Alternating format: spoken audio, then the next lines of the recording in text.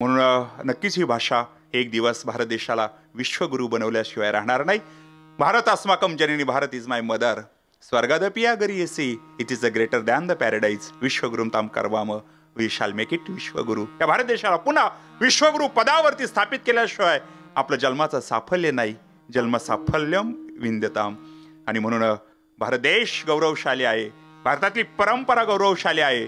मग 5000 वर्षापूर्वी व्यासांनी पुराणामध्ये लिहून ठेवलं की स्वर्गस्थ देव गायन करतात की जे भारत देशात जन्माला आलेले आहेत ते आमच्यापेक्षा भाग्यशाली आहेत. गायंती देवा किल गीतकानी धन्यास्तुते भारत भूमी भागे स्वर्गाप वर्गास्पद मार्ग भूते भवंती भूय पुरुषस्रत्वात. जे भारत देशात जन्माला आलेत ते आमच्यापेक्षा भाग्यशाली आहेत. म्हणून जगद्गुरु श्री तुकोबराय बोलले, स्वर्गातले अमर भूतलावरती येण्याची इच्छा करतात. स्वर्गीचे अमर इच्छिताती देवा, स्वर्गीचे अमर इच्छिताती देवा, स्वर्गीचे अमर इच्छिताती देवा, स्वर्गीचे अमर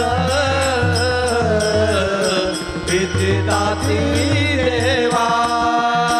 मृत्युलोकी व्हावा जन्म आमा, मृत्युलोकी व्हावा जन्म आमा, स्वर्गीचे अमर इच्छिताती देवा, हो स्वर्गीचे अमर इच्छिताती देवा.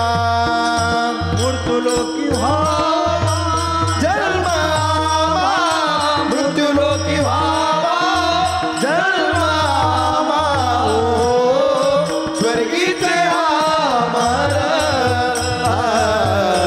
इच्छिताती देवा, हो स्वर्गीचे अमर इच्छिताती देवा.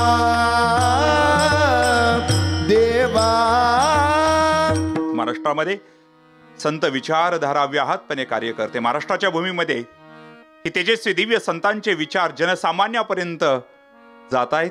ज्ञानेश्वर महाराजांनी भागवत धर्माचा पाया रचला. नामदेव महाराजांनी त्याची तटबंदी अगदी घुमानपर्यंत घेऊन गेले. शांती ब्रह्मश्री संत एकनाथ महाराजांनी या भागवत धर्माचा खांब दिला. जगद्गुरु श्री तुकोबरायांनी कळस भागवत मंदिरावरती चढवला आणि बहिणाबाईंनी त्याच्यावरती पताका फडकाविली. पाया ज्ञानोबरायांचा आहे, नाम ज्ञानाचा पाया आहे. नामदेव महाराजांची तटबंदी आहे, नाम नामाची तटबंदी आहे. शांती ब्रह्मश्री संत एकनाथ महाराजांचा खांब आहे, नाम शांतीचा खांब आहे. जगद्गुरु श्री तुकोबरायांचा कळस आहे, नाम वैराग्याचा कळस आहे. आणि बहिणाबाईंची पताका नाम गुरुनिष्ठेची पताका आहे. परमार्थ सुरू करायचा आहे. गुरुनिष्ठा जीवनामध्ये अत्यंत लागते. भागवत धर्माचं मंदिर आपल्याला काय शिकवतंय? गुरुनिष्ठा जीवनामध्ये असेल तर वैराग्य निर्माण होऊ शकतं जे कलस्थानी आहे. वैराग्य जे मानवी जीवनामध्ये वैराग्य निर्माण झाल्याच्या नंतर काय होऊ शकतं तर आपल्या जीवनामध्ये शांती होऊ शकते जी खाली शांतीचा खांब आहे. आणि शांती जीवनात आल्याच्या नंतर काय होऊ शकतं? नाम सुरू होतं. आणि मग एकदा का नाम सुरू झालं, भक्तीने पुढे हाताला धरलं की मागे ज्ञान वैराग्य. ज्ञान येतं खाली, ज्ञानाचा पाया आहे. गुरुनिष्ठेपासून परमार्थाची सुरुवात, वैराग्यामध्ये त्याचा अंतर्भूतता, शांतीमध्ये त्याची परिणिती, नामामध्ये त्याचा विस्तार आणि ज्ञानामध्ये त्याचं समारोप. All is well that ends well. ज्याचा शेवट चांगला त्याच्या जीवनात सगळं चांगलं असतं. म्हणून ब्रह्मज्ञानामध्ये मानवी जीवनाची ती कर्तव्यता आहे. भगवत साक्षात्कारामध्ये मानवी जीवनाची ती कर्तव्यता आहे. ब्रह्मस्वरूप स्थितीमध्ये मानवी जीवनाची ती कर्तव्यता आहे. अहम ब्रह्मास्मी वृत्तीवरती जाण्याची दिव्य परंपरा भागवत धर्म मंदिराने जगाला शिकवली. आणि म्हणून जगद्गुरु श्री तुकोबराय बोलले, इथला देश आणि इथलं कुळ पवित्र आहे. स्वामी विवेकानंद महाराष्ट्रामध्ये आल्याच्या नंतर त्यांच्या मुखातले गौरव उद्गार आहेत की Maharashtra is one of the Indian state which has longest spiritual heritage. It is a land of sant, it is a land of great warriors. ही शूर आणि वीरांची भूमी आहे. म्हणून इथला देश आणि इथला कुळ पवित्र आहे. जगद्गुरु तुकोबराय वर्णन कुळ पावन तो देश, पवित्र ते कुळ पावन तो देश, पवित्र ते कुळ पवित्र ते कुळ पावन तो देश जेते हरीचे दास जन्म घेती जेते हरीचे दास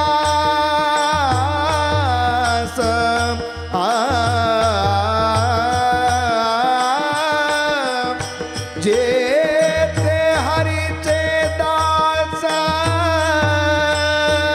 जन्म घेती या भूमीमध्ये पवित्र कुळ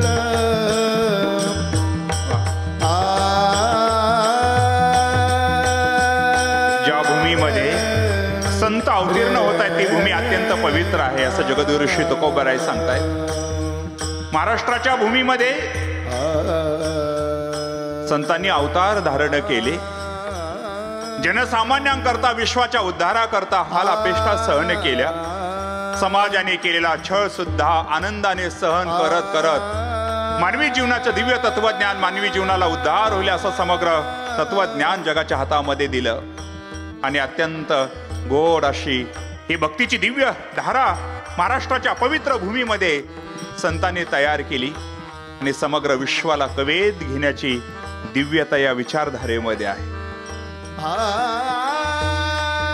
म्हणून ते कुळ तो देश अत्यंत पवित्र समजला जातो ज्या कुळामध्ये भगवत भक्त जन्माला येतात.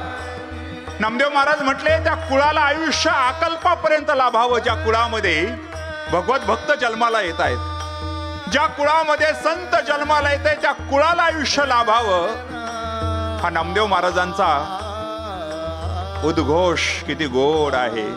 अकल्प आयुष्य व्हावे तया कुळा अकल्प आयुष्य व्हावे तया कुळा माझी आस कळा हरीच्या दासांना अकल्पापर्यंत त्यांच्या कुळाला आयुष्य लाभावं. आणि म्हणून सगळ्या संतांचे कुळ जर आपण पाहिले तर कुळामध्ये अनेक पिढ्या मागे भगवत साक्षात्कारी सत्पुरुष होऊन गेले. त्याशिवाय पुढे संत जन्माला यायला तयार नाहीत. ज्ञानेश्वर महाराजांचंही कुळ त्याच पद्धतीचे जगद्गुरु श्री तुकोबरायांच्या कुळामध्ये तर विश्वंभर बाबांपासूनचा हा परमार्थ. एकनाथ महाराजांच्या कुळामध्ये साक्षात भानुदास महाराजांसारखे सत्पुरुष अधिकारी संत जन्माला आले आणि म्हणून भानुदासाच्या कुळी महाविष्णूचा अवतार म्हणून एकनाथ महाराजांकडे पाहिला गेलं. अनेक दिव्यतेने अनेक भव्यतेने आपल्याला सप्ती दिव्य पाहायला मिळतंय.